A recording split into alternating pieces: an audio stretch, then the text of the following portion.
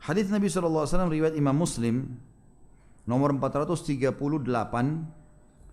taqaddamu fa'tammu bi wal ya'tamma bikum man ba'dakum la yazalu qaumun yata'akhkharuna hatta yuakhiruhumullah. Majulah kalian dan ikutilah aku. Imam di mana? Langsung di belakangnya. Rapatin semua ke situ.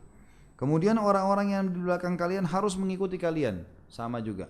Belakang imam ke kanan, penuh ke kiri. Terus begitu. Penuh lagi, terus begitu. Dan tidaklah satu kaum ya, membinasakan diri mereka sendiri membinasakan diri mereka karena terlambat dari saf pertama hingga Allah SWT membuat mereka selalu terlambat. Makna terlambat di sini ada footnote menjelaskan, kata Syekh Abu Bakar rahimahullah, maksudnya terlambat memperoleh rahmat atau karunia yang besar dan ketinggian derajat, juga terlambat dari ilmu dan yang semisalnya. Jadi kita tidak boleh sengaja menerlambatkan shaf. Seperti orang di Indonesia, maaf, sering gitu. Iqamah, silakan Pak, silakan. Orang semua dipersilakan, dia di belakang. Lah shaf pertama lebih utama. Ya kan gitu. Saya pernah gitu dekat rumah sholat, pas iqamah, sedikit saya percepat langkah karena saya pikir mau kejar shaf pertama. Rupanya ada orang-orang kiri kanan lihat dipersilahkan masuk, tapi dia di saf belakang. Ada juga orang begitu, sudah iqamah, kesempatan saf pertama lagi kosong, ada satu orang, saya persilahkan, dia nggak mau, dilihat orang sebelahnya, disuruh maju. Saf pertama ini utama sekali. Kata Nabi SAW dalam hadis Bukhari Muslim, "La ya'lamun nasa ma fi nidai was safil awal la atahuma walau habwa." Kalau seandainya orang-orang tahu apa yang Allah janjikan di saf pertama dan dari azan dan saf pertama, maka mereka akan mendatanginya walaupun merangkak. Dalam riwayat lain, kalau seandainya orang-orang tahu yang disembunyikan oleh Allah disiapkan di saf pertama dan azan, kemudian mereka tidak bisa mendapatkan kecuali mereka harus bersaing, maka mereka akan bersaing.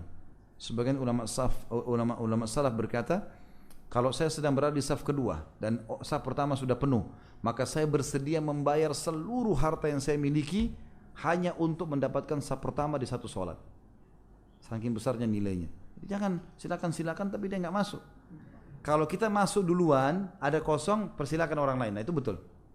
Tapi kita silakan orang lain, tidak boleh. Dan kita menerlambatkan saf namanya itu. Akhirnya kan saf lama kosong. Maka ini ancamannya adalah Allah terlambatkan dia dari rahmat. Rugi sendiri, kenapa? Mestinya dia langsung masuk, gitu kan? Mengisi saf itu. Dan ini perlu, teman-teman sekalian harus diperhatikan ini. Ya. Harus diperhatikan ini. Dan kalau bisa memang di masjid-masjid itu selalu diingatkan. Tidak ada salahnya kalau azan, habis azan, antara azan iqamah masih ada jeda waktu, maka diingatkan makmumnya. Kalau memang dianggap masjid itu masih khawatir orang sering terlambat. Bapak-bapak isi saf yang pertama, gitu kan? Diingatkan.